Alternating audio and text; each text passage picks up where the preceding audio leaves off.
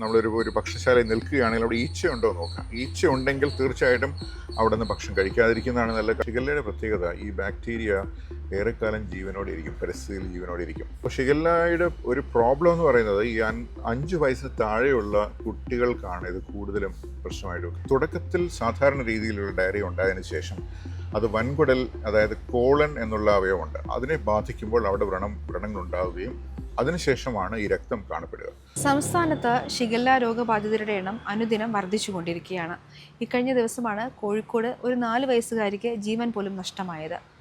ആശങ്ക പടർത്തി ഷിഗല്ല രോഗവ്യാപനം രൂക്ഷമാകുമ്പോൾ ഇതിനെ സംബന്ധിച്ച് സംസാരിക്കാൻ ഡോക്ടർ രാജീവ് ജയദേവൻ നമ്മളോടൊപ്പം ചേരുകയാണ്. ആശങ്ക പടർത്തിക്കൊണ്ടാണ് ഷിഗല്ലയുടെ രോഗവ്യാപനം. പറഞ്ഞ പോലെ ശരിക്കും നമ്മൾ ആശങ്കപ്പെടേണ്ടതുണ്ടോ?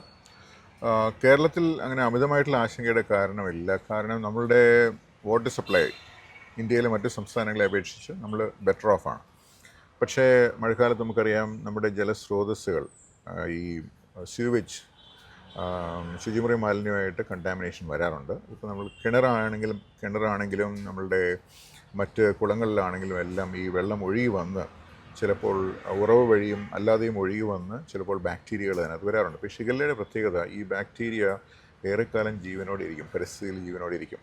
രോഗിയിൽ നിന്നും പുറത്തു വരുന്ന ഈ രോഗാണു ഏറെക്കാലം ഈ മലിനജലത്തിൽ ജീവനോടെ ഇരിക്കുന്നതിനാൽ അത് നമ്മുടെ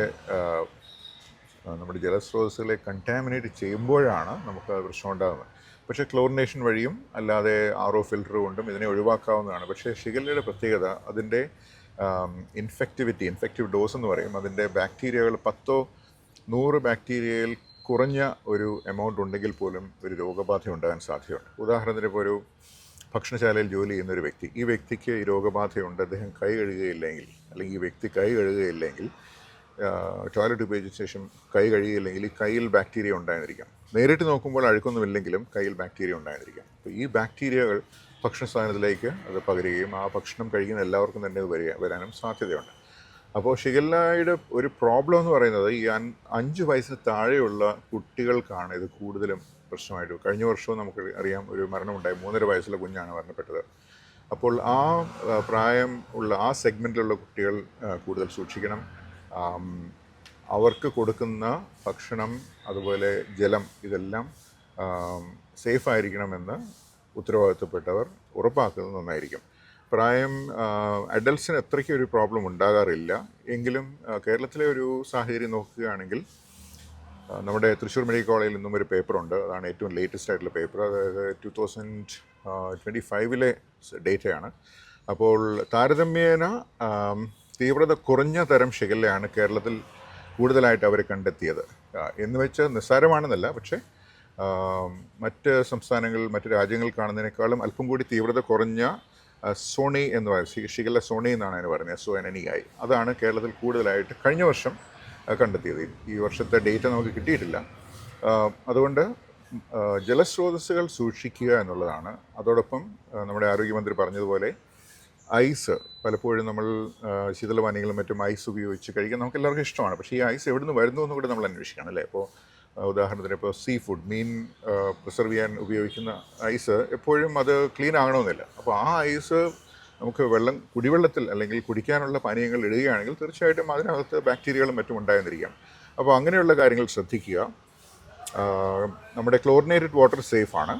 അതുപോലെ തന്നെ ഈ രോഗബാധയുടെ ലക്ഷണങ്ങളുള്ളവർ ചികിത്സ തേടുകയും, എല്ലാവർക്കും ഇപ്പോൾ വയറിളക്ക രോഗങ്ങൾ എല്ലാവർക്കും ഷിഗല്ല ഉണ്ടാകണമെന്നില്ല. പക്ഷേ ഷിഗല്ല ആണെങ്കിൽ അതിന് പ്രത്യേക രീതിയിലുള്ള ചികിത്സകൾ വേണ്ടി വരാം. കാരണം ഇപ്പോൾ നമുക്കറിയാം ലോകമെമ്പാടും ആൻറ്റി മൈക്രോബിയൽ റെസിസ്റ്റൻസ് എന്ന് പറയുന്ന സംഗതിയുണ്ട്. അതായത് നിലവിലുള്ള ചികിത്സകൾ ഫലിക്കാത്ത അവസ്ഥ. അത് കേരളത്തിൽ മാത്രമല്ല, ലോകമെമ്പാടുമുള്ള ഒരു പ്രശ്നം തന്നെയാണ്. കേരളം അതിലേക്ക് നമ്മൾ കൂടുതൽ സ്റ്റെപ്സ് എടുത്ത് വെച്ചിട്ടുണ്ട്. അതായത് ഇത് വരാതിരിക്കാനുള്ള മുൻകരുതലുകൾ എടുത്ത ഒരു സംസ്ഥാനം എന്നുള്ള നിലയിൽ കേരളം മുന്നിട്ട് നിൽക്കുകയാണ്. എങ്കിലും അത് കൃത്യമായിട്ടുള്ള രോഗനിർണയം, അതിൻ്റെ ആൻറ്റിബയോട്ടിക് ചികിത്സ, ഇതിലെല്ലാം കൃത്യത ഉള്ളതുകൊണ്ടാണ് നമ്മളതിനെ പിടിച്ചു കെട്ടാൻ നമുക്കതിന് സാധിക്കുന്നതെന്നാണ് എൻ്റെ വിശ്വാസം. അതുകൊണ്ട് അമിതമായിട്ടുള്ള ആശങ്കയുടെ കാര്യമില്ല. പക്ഷേ ഈ മഴക്കാലത്ത് ഷിഗല്ല മാത്രമല്ല, ഹെപ്പറ്റൈറ്റിസ് എ, അതായത് മഞ്ഞപ്പിത്തം എന്ന് വിളിക്കുന്ന ഹെപ്പറ്റൈറ്റിസ് എ വരാൻ സാധ്യതയുണ്ട്, ടൈഫോയിഡ് വരാൻ സാധ്യതയുണ്ട്, അപൂർവമായിട്ടെങ്കിലും കൊളറയും പൊട്ടിപ്പുറപ്പെടാറുണ്ട്. സാർ ഇപ്പോൾ പറഞ്ഞല്ലോ വയറിളക്കം ഇതിൻ്റെ ഒരു പ്രധാനപ്പെട്ട ലക്ഷണമാണ്. മറ്റ് ലക്ഷണങ്ങൾ എന്തൊക്കെയാണ്? ഷിഗല്ല പലർക്കും പല രീതിയിലാണ് ഉണ്ടാകുന്നത്. ഇപ്പോൾ വയറിളക്കമാണെങ്കിൽ തുടക്കത്തിൽ സാധാരണ രീതിയിലുള്ള വയറിളക്കമായിരിക്കും. നമ്മൾ സാധാരണ പുസ്തകങ്ങൾ വായിക്കുന്ന പോലെ രക്തം കലർന്ന ഒരു ഡയറിയ ആകണമെന്നില്ല. പക്ഷെ തുടക്കത്തിൽ സാധാരണ രീതിയിലുള്ള ഡയറിയ ഉണ്ടായതിന് ശേഷം അത് വൻകുടൽ, അതായത് കോളൻ എന്നുള്ള അവയവമുണ്ട്, അതിനെ ബാധിക്കുമ്പോൾ അവിടെ വ്രണങ്ങൾ ഉണ്ടാവുകയും അതിനുശേഷമാണ് ഈ രക്തം കാണപ്പെടുക. അതുകൊണ്ട് തീർച്ചയായിട്ടും അതിൻ്റെ പ്രധാനപ്പെട്ട സിംറ്റം ഇത് തന്നെയാണ്, diarrhoea followed by dysentery. Diarrhoea എന്ന് പറഞ്ഞാൽ വയറിളക്കം, ഡിസെൻട്രി എന്ന് പറഞ്ഞാൽ കൂടുതലും ബ്ലഡ് കലർന്ന രീതിയിലുള്ള ഒരു, അതും കടുത്ത വയറുവേദനയും മറ്റും ഉണ്ടായെന്നിരിക്കാം. ചെറിയ കുഞ്ഞുങ്ങൾക്ക് എൻകെഫലോപ്പതി, അതായത് തലച്ചോറിനുള്ള ഒരു ആഘാതം അവർക്കുണ്ടാകാൻ സാധ്യതയുണ്ട്. അത് വളരെ സീരിയസ് ആണ്. ചിലർക്കത് ഫിറ്റ്സ് അല്ലെങ്കിൽ എപ്പിലെപ്സി ഉണ്ടായെന്നിരിക്കാം. അങ്ങനെ ഉണ്ടാവുകയാണെങ്കിൽ തീവ്രപരിചരണം അവർക്ക് വേണ്ടി വന്നെന്നിരിക്കാം. അവർ രക്ഷപ്പെടാറുണ്ട്. എങ്കിലും ചെറിയ കുഞ്ഞുങ്ങൾക്ക് അത് സൂക്ഷിക്കണമെന്ന് ഞാൻ പറയുന്നതിന് ഒരു കാരണം അതാണ്. നമ്മൾ അഡൽട്സിൽ കാണാത്ത രീതിയിലുള്ള ചില കോംപ്ലിക്കേഷൻസ് അവർക്ക് വരാറുണ്ട്. പിന്നെ ചിലർക്ക് ഇത് വൃക്കരോഗം ഉണ്ടാക്കാറുണ്ട്. ചിലർക്ക് സന്ധിയുമായി ബന്ധപ്പെട്ട് ആർത്രൈറ്റിസ് ഉണ്ടാക്കാറുണ്ട്. ഈ പറഞ്ഞല്ലോ കുട്ടികളുടെ കാര്യം പറഞ്ഞല്ലോ, ഇപ്പം നമ്മുടെ വീട്ടിൽ ഒരാൾക്ക് ഷിഗല്ല ഉണ്ടായി, അങ്ങനെയാണെങ്കിൽ എന്തൊക്കെ മുൻകരുതലുകളാണ് ആ ഒരു വീടിനകം ചെയ്യേണ്ടത്? അപ്പോൾ വീട്ടിൽ ഒരാൾക്ക് ഷിഗല്ല ഉണ്ടാകും നമ്മൾ അറിയുന്നില്ല. വയറിളക്കം വന്നു എന്നേ നമ്മൾ അറിയുന്നുള്ളൂ. അപ്പോൾ അത് ഡോക്ടറെ കാണിച്ച് ആ ഡോക്ടർ പരിശോധിച്ച് ഇത് കൾച്ചർ ചെയ്തതിന് ശേഷമേ ഇത് ഷിഗല്ല ആണെന്ന് മനസ്സിലാക്കുന്നുള്ളൂ.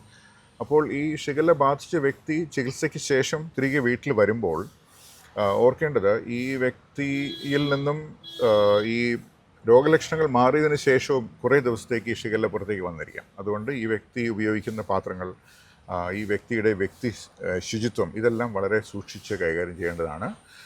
ബാത്റൂം ആണെങ്കിൽ അത് ബ്ലീച്ച് ഉപയോഗിച്ച് ക്ലീൻ ചെയ്യാവുന്നതാണ്.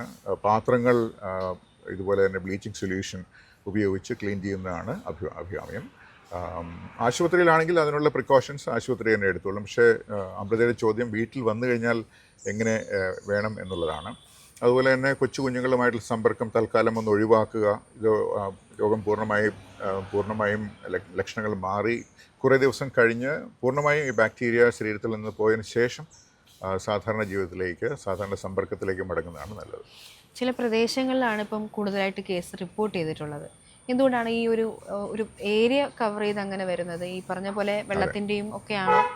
ഇപ്പോൾ കേരളത്തിലാണെങ്കിൽ നമുക്കറിയാം ആലപ്പുഴ ജില്ല, പത്തനംതിട്ട, അതുപോലെ കോഴിക്കോട്, ഈ 3 ഭാഗങ്ങളിലാണ് ഇത് കണ്ടെത്തിയിട്ടുള്ളത്. മറ്റു സ്ഥലങ്ങളിലും ഇത് ഉണ്ടായെന്നിരിക്കാം. കാരണം എല്ലായ്പ്പോഴും ഇത് എനിക്ക് ഷിഗല്ലയാണെന്ന് പറഞ്ഞല്ലോ ഷിഗല്ല ഉണ്ടായി വരുന്നത്. ഒരു വയറിളക്ക രോഗമായിട്ടാണ് എല്ലായ്പ്പോഴും ഇതിനുള്ള ടെസ്റ്റുകളും എല്ലാം ഡോക്ടർമാർ ചെയ്യണമെന്നില്ല. കാരണം ഇതിൻ്റെ കൾച്ചറൊക്കെ ചെയ്യുന്നത് ചിലവേറിയ ഒരു സംഗതി തന്നെയാണ്. അതുകൊണ്ട് തന്നെ ഇത് ശ്രദ്ധിക്കപ്പെടാതെ പലയിടത്തും പോയെന്നിരിക്കാം. ഗ്രൗണ്ട് വാട്ടർ കണ്ടാമിനേഷൻ എന്നാണ് ഒറ്റ വാക്കിൽ പറയുന്നത്. അതായത് നമ്മൾ കുടിവെള്ള സ്രോതസ്സുകൾ, നമ്മൾ കേരളത്തിൽ പല സ്ഥലങ്ങളിലും കിണറ്റിൽ നിന്നുള്ള വെള്ളമാണ് നമ്മൾ ഉപയോഗിക്കുന്നത്. ഈ കിണറ്റിൽ നിന്നുള്ള വെള്ളം നമ്മൾ എല്ലായ്പ്പോഴും ക്ലോറിനേറ്റ് ചെയ്യണമെന്നില്ല. നമ്മൾ അത് എഴുതിയൊക്കെ പറയുമെങ്കിലും ഫലത്തിൽ അതങ്ങനെ കണ്ടുവരാറില്ല. അതുകൊണ്ട് തന്നെ ഈ കിണറ്റിലേക്കുള്ള ഉറവകൾ അടുത്ത സ്ഥലത്ത് നിന്നും നമ്മുടെ പ്രോപ്പർട്ടിക്ക് പുറത്തു നിന്നുമുള്ള, പുരയിടത്തിന് പുറത്തുമുള്ള ഉറവകൾ, ഏതുതരം ഉറവകളാണ് വരുന്നത് നമുക്കറിയാൻ പറ്റുകയില്ല. അതുകൊണ്ട് തന്നെ തദ്ദേശ സ്വയംഭരണ സ്ഥാപനങ്ങളുമായി സഹകരിച്ച് ഇത്തരത്തിലുള്ള കുടിവെള്ള സ്രോതസ്സുകൾ പീരിയോഡിക്കായിട്ട് മുറയ്ക്ക് അത് ക്ലോറിനേറ്റ് ചെയ്യുന്നതാണ് നല്ലത്. ഈ മറ്റ് ജലജന്യ രോഗങ്ങളും ഈ ഒരു സമയത്ത് മഴക്കാലമാണ് കൂടുതലായിട്ട് വരുന്നുണ്ട്.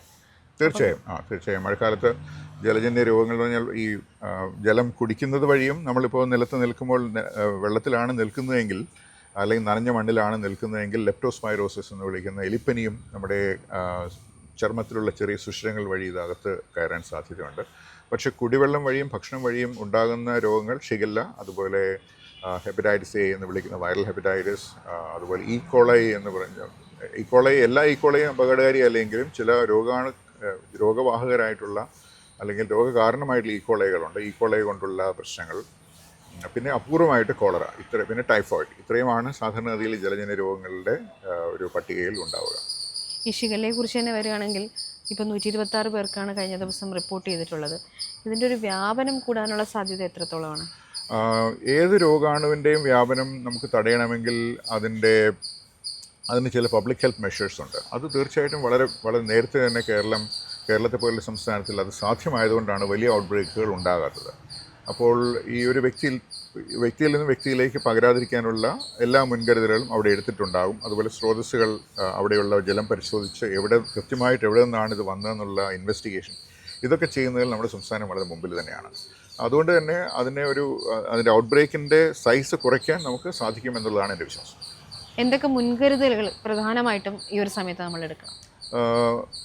അവരവർ കുടിക്കുന്ന വെള്ളവും ഭക്ഷണവും വൃത്തിയുള്ളതാണ്, രോഗവിമുക്തമാണ് എന്ന് പ്രത്യേകം ശ്രദ്ധിക്കുക.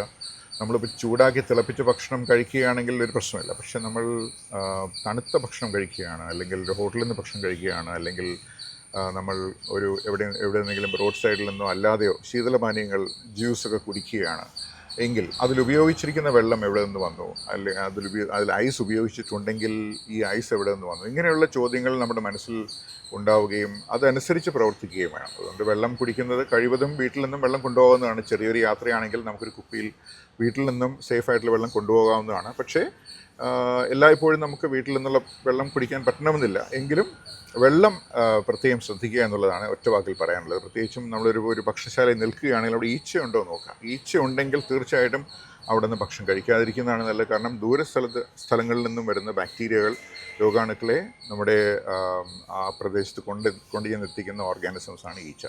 മാത്രമല്ല വൃത്തിയില്ലാത്ത സ്ഥലങ്ങളിലാണ് പൊതുവെ ഈച്ച കണ്ടുവരാറുള്ളത്. ഈച്ചയുടെ സാന്നിധ്യം ഉണ്ടെങ്കിൽ അവിടെ ഷിഗല്ലയുടെ സാന്നിധ്യം ഉണ്ടായേക്കാം എന്നുള്ള ഒരു ചിന്ത മനസ്സിലുള്ളത് നല്ലതാണ്. മഴക്കാലത്ത് പല രോഗങ്ങളും വരാം. അതിനുള്ള മുൻകരുതലുകളാണ്, അതിൻ്റെ മുൻകരുതലുകൾ എടുക്കുന്നതിനെ പറ്റിയാണ് നമ്മൾ ഈ പ്രോഗ്രാം ചെയ്യുന്നത്. അതുകൊണ്ട് തന്നെ നമ്മൾ പ്രോആക്റ്റീവായിട്ട്, അതായത് ഡിസിപ്ലിനായിട്ട് മുമ്പോട്ട് പോയി കഴിഞ്ഞാൽ നമുക്ക് ഇതിൻ്റെ തീവ്രതയും ഇതിൻ്റെ മൊത്തത്തിലുള്ള ആഘാതവും കുറയ്ക്കാൻ സാധിക്കുമെന്നുള്ളതാണ്. അപ്പോൾ അതിൽ ഇത്തരം അറിവുകൾ ജനങ്ങളിലേക്ക് എത്തിക്കുന്നതിൽ മാധ്യമങ്ങൾ വലിയ പങ്കാണ് വഹിക്കുന്നത്. ആരോഗ്യമന്ത്രിയുടെ പ്രസ്താവനയും വളരെ ഡീറ്റെയിൽഡ് ആയിട്ടുള്ള പ്രസ്താവനയാണ് ഇത്തവണ ആരോഗ്യമന്ത്രി കൊടുത്തിരിക്കുന്നത്. ഏതെല്ലാം രീതിയിൽ ഇത് പകരാൻ സാധിക്കുമെന്നുള്ളത് എല്ലാവർക്കും മനസ്സിലാകുന്ന ഭാഷയിലാണ് അദ്ദേഹം പറഞ്ഞിരിക്കുന്നത്. അപ്പോൾ തീർച്ചയായിട്ടും ഇതൊക്കെ വളരെ ഒരു പ്രോഗ്രസീവായിട്ടുള്ള സ്റ്റെപ്സ് ആയിട്ടാണ് ഞാൻ കാണുന്നത്.